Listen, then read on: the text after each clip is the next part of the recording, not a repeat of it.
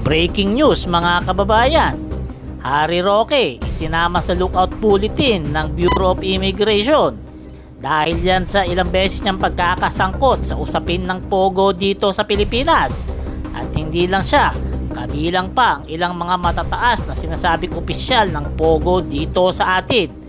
Ibig sabihin lang nito, seryoso talaga ang ating gobyerno para matapos na ang Pogo dito sa atin. Itong pagkakasama ni Harry Roque sa lookout bulletin talagang binabaliwala lamang niya. Sabi niya, hindi niya tatakasan kung anuman dahil dito lamang siya sa Pilipinas, dahil Pilipinas lamang ang kanyang minamahal. Kaya titingnan na lamang natin yan.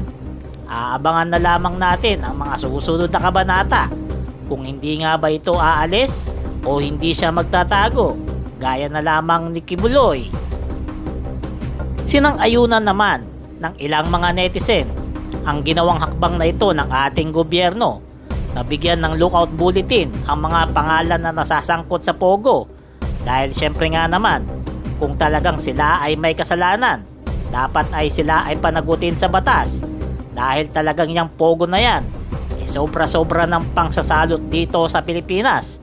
Ang sabi pa nga nila, yung Pogo daw ay nagbibigay sa atin ng malaking tulong sa pinansyal, pero aanuhin mo naman ng tulong na pinansyal kung marami namang mga napeperwisyo at mga namamatay na tao dyan. Kaya yung Pogo na yan, suportado ng mga Pilipino ang pagpapahinto ni Pangulong Bongbong Marcos.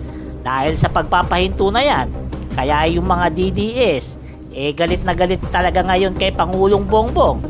Gusto na talaga nilang mapatalsik, gusto na nilang mapalitan ni BP Sara sa pwesto. Dahil nga naman kasi yung negosyo nilang Pogo nabubulilyaso na.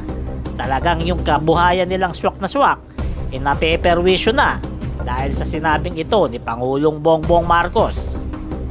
Kaya mga kababayan, suportahan natin ang ating presidente, tulungan natin ang ating gobyerno.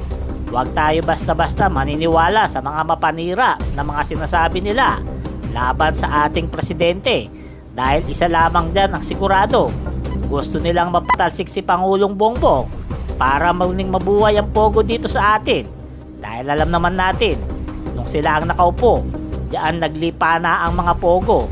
Yung mga Pogo na yan, ban yan sa China. Pinagbabawal ang mga Pogo sa China. Pero dito sa Pilipinas, ginawang legal pa. Minsan pa nga, tinutulungan pa makakuha ng permit para makaporsyento. Kilala naman natin kung sino yon, dahil ginagamit pa nga minsan ng pera na yan para lang makapanglalaki at makapasyal-pasyal sa ibang bansa.